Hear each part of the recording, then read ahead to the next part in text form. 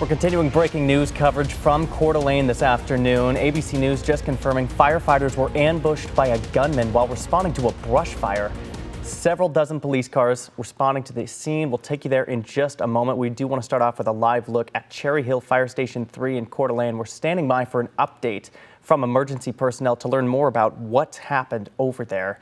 And again, in the last hour, ABC News confirming firefighters ambushed by a gunman while responding to a brush fire down there. We'll see if we can't pull up a map of that area to show you that area. Again, crews responding to, you can see a wildfire smoke in the area of East Nettleton Gulch Road. There it is on the screen there. You can see an emergency shelter in place has just been expanded. Everything south of Hayden Lake Road and east of 15th Street in Coeur d'Alene under that emergency the emergency shelter in place. And right now we will take you to a live shot here if we can pull that up. Emergency responders standing by at Kootenai Health and at least one medical helicopter responding to the area. Again, all this information still coming in here.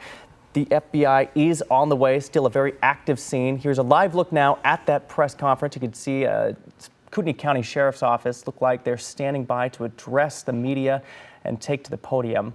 We're going to toss to our Mary Sheridan, who is at the scene there right now, and at the hospital. And Mary, what can you tell us there? Hi, Jordan. I'm joining you now live on the north side of Kootenai Health. We're right off of I-90, and you can see behind me all of this smoke. You know, we were able to see this while we were driving to the scene over even near the Pines exit on I-90. We're joining you from the north side of the hospital. As I mentioned, over on the south side, we were just there momentarily. We saw at least 5 ambulances staging, ready to respond to whatever emergency they're getting ready for. And it was a pretty somber mood over there. We were asked to move over here to give the emergency responders room to take care of their community. But now we're back here. You're still looking at that smoke. It's a pretty big plume up there behind me. But we're just waiting for more information. We did learn that Spokane hospitals, at least the Deaconess Hospital, has been alerted to stand by, be ready for any patients that may need to be transported over there to their care. So this is an event that is impacting multiple communities so far. Yeah, and Mary, I want to jump in here. We can see that smoke very obviously from your shot there. Talk about the conditions out there. We mentioned kind of gusty conditions in that area, imagine fueling that smoke, but it doesn't look like crews have been able to get to that spot yet. Right, it's a little bit breezy over here. The wind isn't too strong. I was able to smell a little bit of smoke earlier. We did see one ambulance leave the area. I can tell you that the lights were not on, neither were the sirens. So that's kind of the response that we've seen so far since we've been here. We got here just about 20 minutes ago. Gotcha. And again, just to reiterate for people just joining us here, a fire believed to have been intentionally started. Firefighters responding to the area ambushed by a gunman. It's unknown of the injuries at this point. We do have crews on the ground here, and I wonder if we might be able to take a live look to the scene there. We do have several crews in the area. We don't have that scene up there. We will try to bring that to you in just a little bit. Governor Little releasing a statement just a little bit ago saying multiple heroic firefighters were attacked today while responding to a fire in North Idaho. This is a heinous direct assault on our brave firefighters. He says, I ask all Idahoans to pray for them and their families as we wait to learn more information. And again, we did just learn here just moments ago, the FBI on the way, assets on the way, calling this still a very active scene. We are on standby for a press conference at the Cherry Hill Fire Station 3 at 4:30. Let's take a live bump out there so you can kind of see where we're talking about in that area. Again, Kootenai County Sheriff's Office standing by. We're moments away from hearing from them an update on what's happening in that situation. Again, that smoke still very active. You saw from Mary Sheridan out there still reporting. We're trying to get an update on the conditions of any of those firefighters who first responded to the scene. Again, very active. It looks like they are getting ready to potentially address here. We might just stand by and wait to see if they'll address the podium. But in the meantime, again, reiterating, several firefighters ambushed by that gunman. Information still very preliminary in terms of a reference point. Very unprecedented situation unfolding in Coeur d'Alene. The response the response to that fire, of course, very important. We'll toss to our Jason Valentine, who's in studio here to discuss kind of the dry, windy conditions we've seen out there, Jason. Yeah, luckily the winds have been going down, Jordan, so we're looking at just about 6-mile-per-hour winds coming out of the west-southwest. So that is not going to be feeding that fire too much. Again, it is very hot and dry. It's been hot and dry there for the past couple of days, and we have just clear skies throughout that area. So again, light winds, that is maybe one spark of good news from this horrible incident. We're going to toss to the presser right now, or Jordan, back to you, bud. All right, thanks. Let's take a listen here in Coeur d'Alene.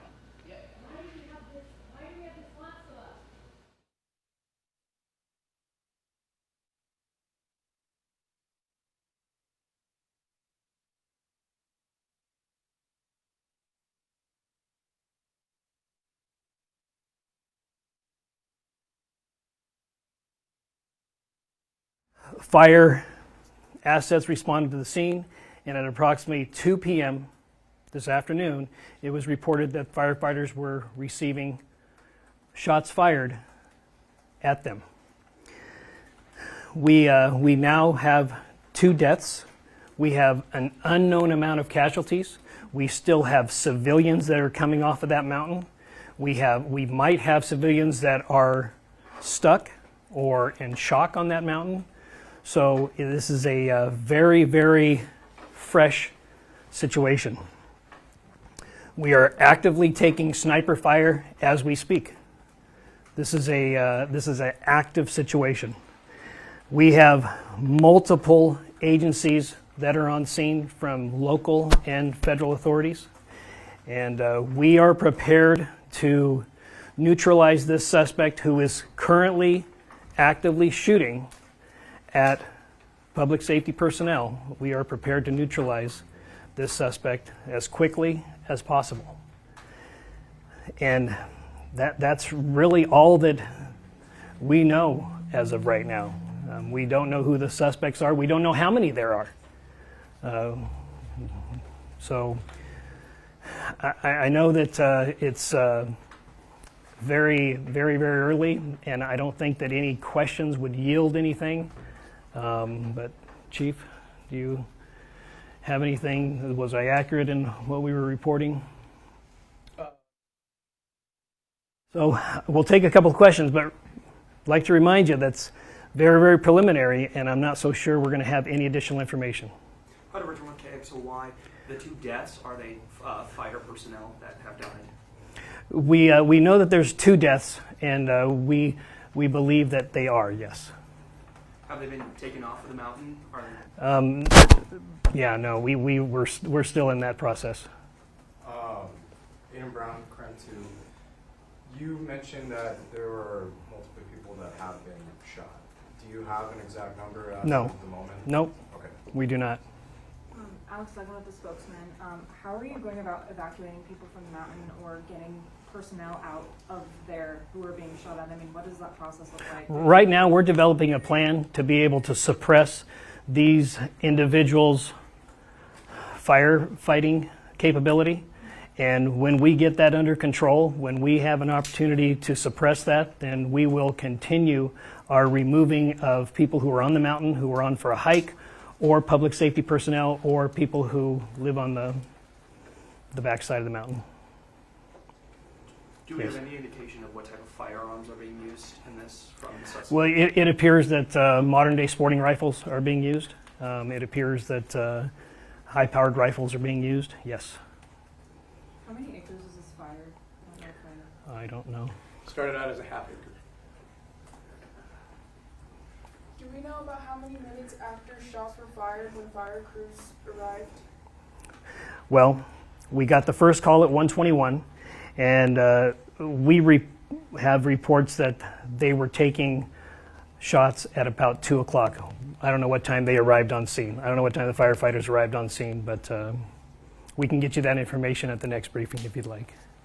How many engines were on scene when shots were fired? Do we know that? 3? I believe we had 3. Thank you. And just to be clear, the people who responded, they were wildland firefighters or they were local firefighters fighting a wildland firefighter? City of Coeur d'Alene and Kootenai Fire Rescue. Yes, When sir. the shots were fired, were they at an accelerated rate or was it a single shot? Oh no, we're taking rapid fire up there. In the back. You keep referring to individuals. Are you referring to the casualties or like even suspects you believe to be? Well, we don't know how many suspects are up there, and we don't know how many casualties that there are. Yeah, I suspect we'll have people coming forward that maybe are stuck up there that drove themselves to the hospital, but I suspect that would likely be the case. Do we have confirmation that there are people stuck up there? People are still coming off the mountain, so it would only be safe to assume that the mountain is not clear. As of right now, is there an active threat to the Absolutely, surrounding community? absolutely there is.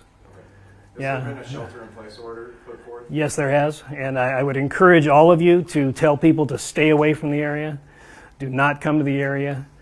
Stay away from the area. This is going to be, if these individuals are not neutralized quickly, this is going to be likely a multi-day operation.